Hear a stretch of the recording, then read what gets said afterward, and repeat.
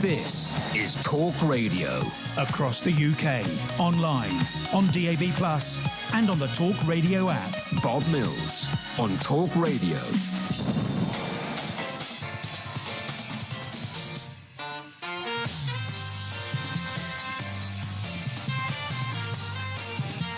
Hello and a very, very good Sunday afternoon for ya. You know the score? The next 3 hours, 1 while 4, it's Millsy.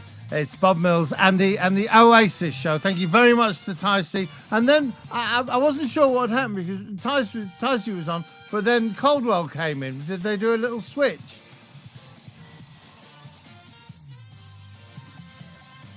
Oh, I see. So Richard Tice was doing his normal show, but he was at Manchester at the conference of his political party, and they said, "No, it's your political party. It's beholden upon you to come and make a speech."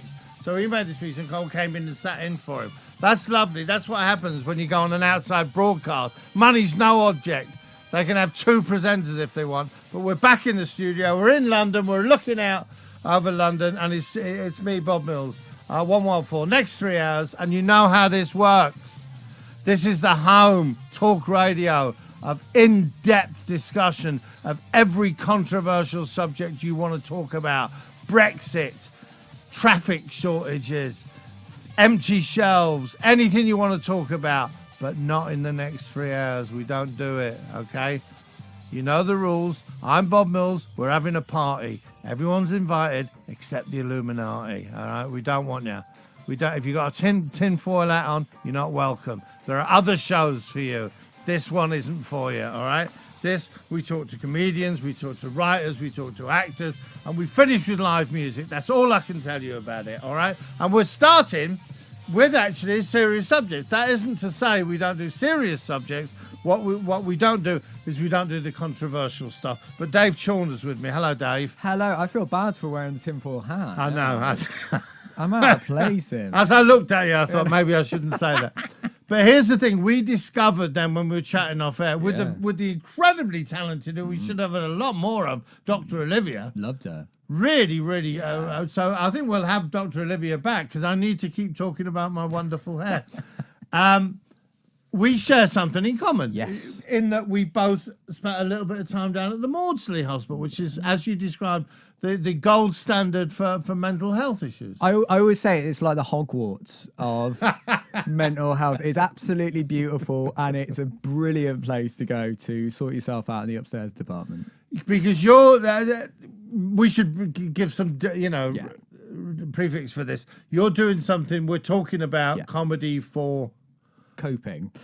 Comedy for coping. I've always so basically I developed anorexia as a teenager, and actually one of the ways to try and make sense of that is to sensitively use comedy in order to talk about it. Because honestly, Bob, one of the most isolating things I think about having a mental illness is my friends and my mates were brilliant, they were lovely, they were incredible, but they stopped laughing with me. They stopped mucking about. Yeah, don't mention shh. Yeah, that's what it is, isn't it? Seriously. Yeah. And it was like it was something fragile. Like I'd changed. I hadn't changed. I wanted a joke more than ever before, but because people were lovely and they didn't want to say the wrong thing, they clamped up. They're frightened to say the wrong thing. So what you get there is you get the double whammy, the double punch in the gut of A, having a mental health problem, and B, your mates isolating you unintentionally from what you think. Well, hang on a minute. Why isn't anyone taking a mick at me? Well, this is what annoys me as well. Like, I don't want to have I think language is really important, and it's very important to think about how you use it. But also, there's a lot of keyboard warriors that are saying, "Don't say this, don't say that, don't say that." And actually, fundamentally, it's a lot of the time it's why you're saying something. It's your intention behind the actual words rather than the content itself that's important. So actually, having a laugh with someone's great. Makes them feel better. Yeah, of course it does. Nothing can ever take the place of laughter, without a shadow of a doubt. But we discovered that we'd both been down, had some time at the Maudsley. When I first started, we're going back well over 30 years now. I started off and started gigging and was doing all right. And a little bit of telly and lovely. And I started doing Jongleurs in the Comedy Store. And one night I was standing at the back of the room and Tim Clark was comparing. And Tim Clark said, "Anyway, ladies and gentlemen, let's get on with the show." And at that point, I suddenly thought, please don't say my name. Wow. And I locked. I thought, because I'm going to die. I'm about to die. I feel my body isn't moving properly. Nothing worse. I can't really breathe properly. And he introduced me, and I went on stage, but it wasn't a very good gig. And I spent a lot of it leaning against. They used to have a piano on, so leaning against the piano, because I thought that then when I do faint, at least I'll have some support. And this developed into something that lasted about a year, I suppose. But the key thing was, back then, I never spoke about it to anyone. Well, did you know, right, a genuine question, did you know that was a mental health No, thing? I thought it was a physical thing. I thought I'd been taken ill. And then on the way home, when I felt fine, and when I got home and I felt fine, I thought, well, it was some kind of little aneurysm or something, but it's gone now. And then 2 days later, I went to do another gig, and I thought, I've got that illness again. Maybe it's something to do with the lights in a comedy club or something. And it was must have been about a month before I sat down and said to myself, this is because you don't want to, these are panic attacks, obviously, because they only happen when I'm about to go on stage. And it was a strange thing. That's good going, because I think it took me like a good year to realise that I've got an eating Yeah, I'm disorder. quite a bright character. That's the difference between me and you, Bob. I'm not. But I think that's, for so many people, I think that's their reality, that they don't realise that they've got a problem. Yeah. And I think fundamentally the reason is you never can have a barometer of what's normal to you, because mental health and mental illness kind of creeps up on you. Like, you know, it can start small and then gets bigger and bigger and bigger, and it kind of becomes something that can take over without you even realising. And I definitely think that sort of was true for me. Dave, let me... And the moment I get completely out of line here, just say, when you talk about anorexia, is it true to say that anorexia in most people's minds is almost always a female thing? A lot of people, absolutely. Yeah, I think a lot of people think I'm not that. wrong would be my initial thought. And depending on which research, we reckon that 10 to 25% of anorexics are blokes. So still in that kind of minority. But the thing that I find really interesting is that actually anorexia itself, it is important. It has the highest fatality rate of any mental illness. It is the most dangerous, to a lesser or greater extent, of mental health problems. But that only makes up 10% of eating disorders. Actually, 50% of eating disorders are like binge eating disorder. It's called OSFED, otherwise specified food eating disorder. And that is pretty much a 50-50 split of blokes and women. But when you talk about eating disorders, a lot of people think of anorexia and therefore women. Yeah. They think of Karen Carpenter and people like that. It is an horrific disease. I've never had any close relationship with it, but I do know people who have. And it seems to be a point where the body is saying, no, I'm not willing to carry on anymore. Oh, for me, I was very open. For me, it was a slow suicide attempt. That was, and I knew that it had the highest fatality rate of any mental illness, and I kind of knew the way that it could take you. So yeah, I was very aware of that when I'd done it, and I started writing the letters after I'd sort of gone, and I'd started making videos for my niece when she was, Okay. So I think whenever I talk about, using comedy to sort of talk about that, people always get a little bit uncomfortable. But the truth of the matter is that comedy is a real part of real life. And actually there were genuinely funny elements of it. For example, I always say this, I got obsessed with exercise, right? When I was living at home, I always used to go upstairs to my room and I was always doing 50 push-ups, 50 sit-ups, 20 squats. I was always exercising. No matter how little I'd eaten, I'd run upstairs, and I was doing this all the time. And I was talking to my mom about this when I was writing the show about the anorexia. I said, why did you never say anything to me about the exercise? And she said, well, in our defense, Dave, when your teenage son keeps on running up to his bedroom and all you can hear is rhythmical banging followed by repeated grunting, you tend not to You don't want to get involved. And it is those. It is a form of exercise. Yes, perhaps not as aerobic as you'd like, but there are those things. I think it's important to use humour in order to shine a light on those elements. Oh, absolutely. So how does it manifest itself? Really good question. And I think for a long time, I didn't realise that I got an eating disorder because it became my normality. But for restrictive eating disorders like anorexia and to a certain extent bulimia, sort of rituals around food, being very anxious, constantly trying to reduce calories, weighing myself all the time, exercising all the time, but then also doing more weird things. So I was constantly checking myself in the mirror. And that was led to the sort of weighing. I was very anxious around food. Actually drinking, ironically, a lot of people find that weird, but because I was very anxious, the booze really helped anesthese that. I was using coffee instead of food because that gave me all the energy but not the calories of food. I was constantly chewing gum. And it manifested in really weird ways that I wouldn't have typically thought was anorexic. So when people kept on telling me, oh, you've got anorexia, I was like, well, no, I don't think I have. And it took me a good 3 or 4, years to realise that I properly got a problem. And at its worst, how bad was it? I mean, weight-wise, what sort of... So it's a really good question. And I don't give weights just because...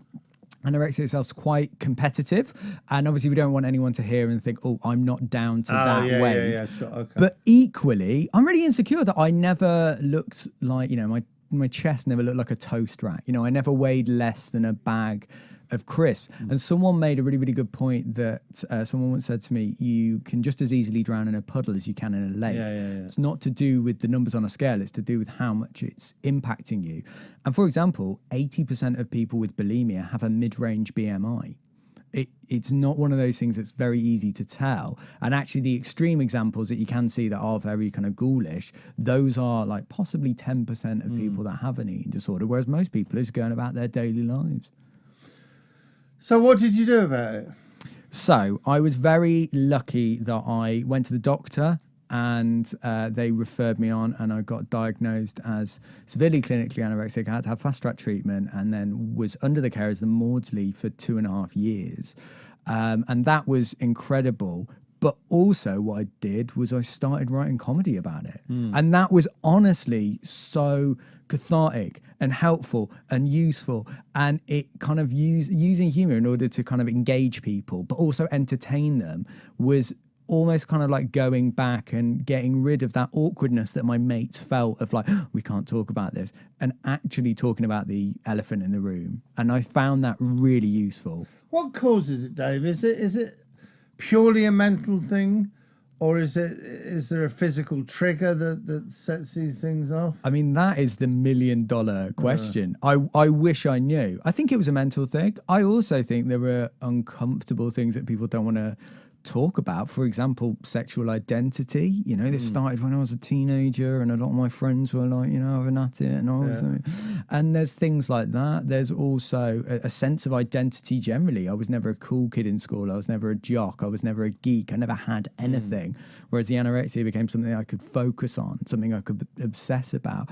But the truth of the matter is, jury's out. No one knows what causes eating disorders. We know what exacerbates them, things like social media, etc., etc. But I think it's lazy to just blame them. Yeah. Listen, we're going to have a very, very quick break, an ID break, and then when we come back, let's talk about comedy for coping.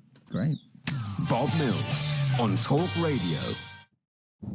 Online, on DAB, and on the Talk Radio app. Talk Radio. Offence archaeology on Twitter. Quite terrifying. Don't beg Jeff Bezos. Charge him, for God's sake. Have a day off. Use some common sense. People can say whatever they want.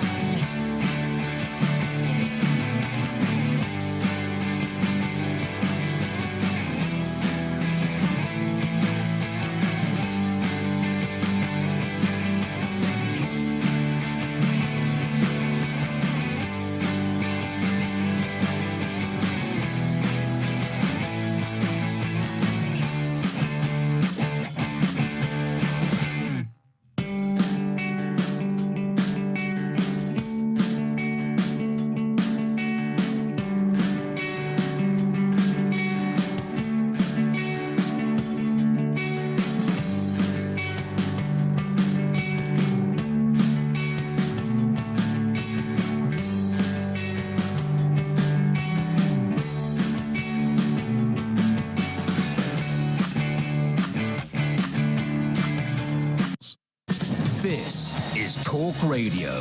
Across the UK, online, on DAB+, and on the Talk Radio app. Bob Mills on Talk Radio.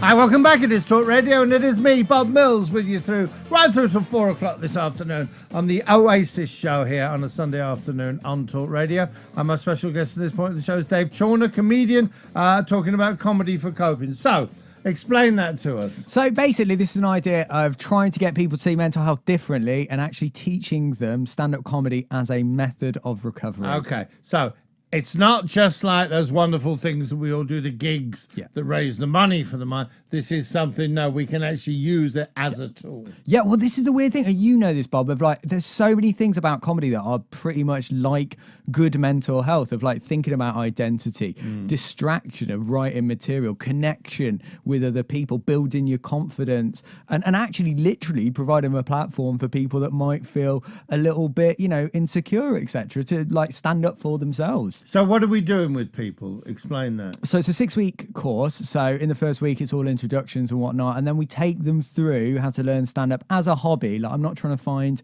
the next Jimmy Carr because I know nothing about tax dodging. But the idea is to use... It's very funny. He did Blankety Blank last night, didn't you, Susan Blank? And he actually did the gag on it. He did the little gag on it, which is quite good, bless him. I do think it's good that he's got a sense of humour about that. Yeah. Well, you've got to. You better have, yeah. But it's stuff like that, about like taking things that people might be insecure or embarrassed about and actually breaking them down. Because the thing is, with comedy, I personally am a strong believer, you can joke about anything. Yes. But there's a couple of things you've got to bear in mind, is your relationship to the subject, whether you're punching down or punching up. So if you're like belittling people, or if you're actually, celebrating difference. And that's the thing, this more than anything else. If one of the beautiful things about comedy isn't about trying to fit in, it's about standing out. Stand-up is filled with freaks. And I love that. It's about people that are celebrating that they might be different. And I think that's amazing. Now, this sounds brilliant.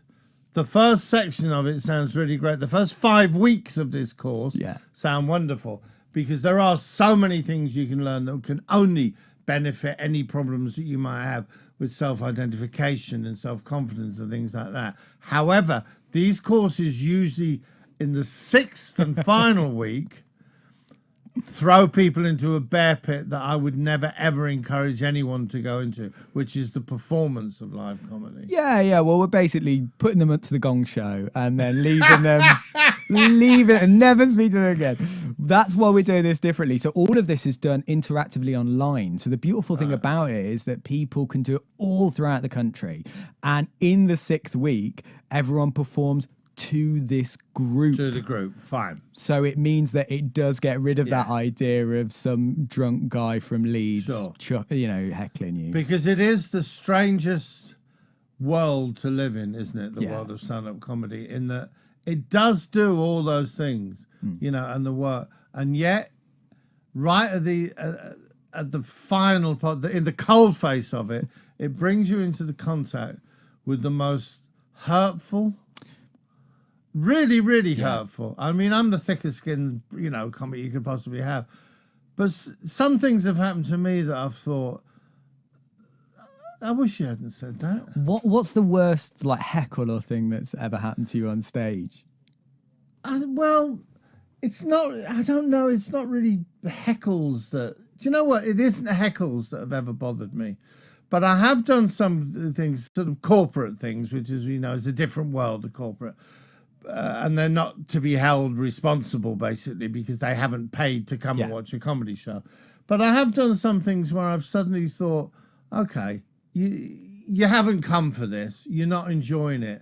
But do you really have to ignore me? Do you really have to move your chair around quite loudly and make a point of talking to the guy behind you? Have you any idea how that, if I was perhaps a more vulnerable person, how that would feel? Because it is. Yeah, it is. It's rudeness, that's what it is. But rudeness that is so almost rehearsed and orchestrated. Yeah. I think one of the worst things that ever happened to me was in Edinburgh. And we were there in Edinburgh, the tiny little venues. There was a man that And I'm not getting any sort of humour out of this, but unfortunately during the show he actually did urinate himself. All right. He'd had a little bit too much to drink, and then he had to get out of the gig, but because it was such a small gig, everybody in the entire row had to stand up to let him out. And I didn't want to draw attention to this poor man, but then the whole audience just, randomly stood up. It was like the opposite of a standing ovation. People just standing up in silence and awkwardness. Very odd. So give us the nuts and bolts of it now. So nuts and bolts is basically, this is aimed at anyone who has experience of an eating disorder, whether that's diagnosed or undiagnosed. We're looking for anyone on all different types of eating disorder, not necessarily just anorexia, bulimia, OSFOD, even if you think that you might have a bit of a dodgy relationship with food. And the idea is the course is going to start hopefully end of October, start of November. We've been funded by the British Academy, so it's all absolutely free. You don't pay a penny, and you get to do this 6-week course, meet these lovely people, hopefully. And the worst thing is, hopefully you have a laugh. But the best thing is, hopefully it might give you some skills that might make you a bit more resilient or cope or whatever.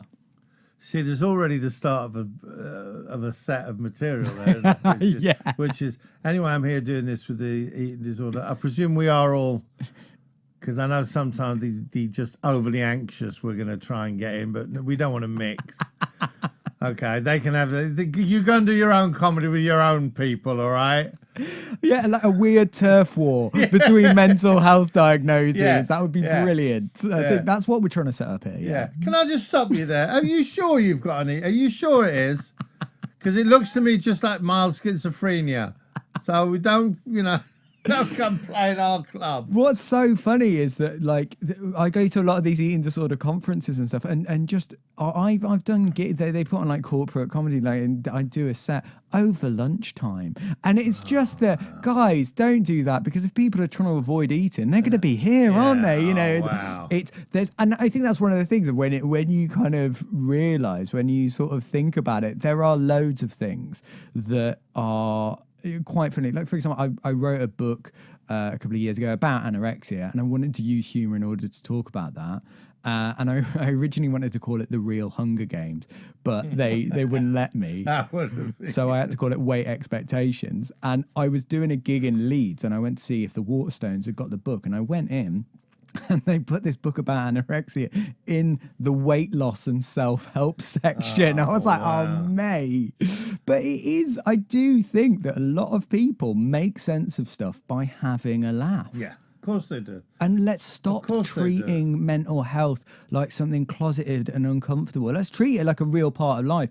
And also celebrate good mental health rather than always talking about mental illness.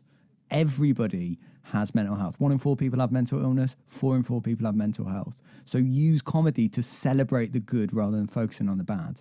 Give me those figures again. So 1 in 4 people has mental illness. 4 in 4 people have mental health. Don't add up, Dave. If 1 in 4 people has mental illness, then only 3 in 4 people can. Right, I'm going. That is so annoying. Oh, that's very. Oh, well done. Now you've crushed me. It doesn't. See, this is. I'm not even a guest. I just came in here to clean the studio. I've just been talking guff for the past half an hour. No, is there a website? Yeah, if anyone's interested in taking part, get in touch at info@davechawner.co.uk, or you can go to the website comedyforcoping.com. info@davechawner.co.uk or comedyforcoping.com. That's the one. There you go. That'd be good. What was Jo Brand's line? Oh, remember Jo Brand? She was a mental health nurse. And she's. I'm sure I've got. I think I've got anorexia, because apparently anorexic people look in the mirror and think they're fat, and that's been happening a lot to me. Bless her. Oh, exceptional work. Dave Chawner, lovely to talk to you. Pleasure. Thanks for having me soon. on, Bob. Thank you. Online, on DAB, and on the Talk Radio app. Talk Radio.